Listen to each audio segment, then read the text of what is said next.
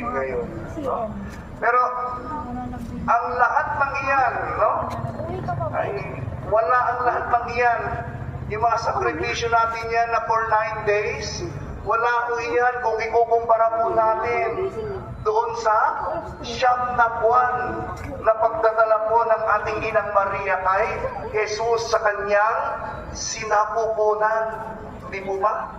O tapos isipin niyo pa po, yung 9 na buwan naman natin siguro pag-ilig lang. No? So anyway, ang ibig lang pong sabihin, hindi ganun kadali. At hindi lang yun, no? Si Maria, ganun din. So dalawa sila na pinag-uusapan noong panahon iyon. Ganun din po.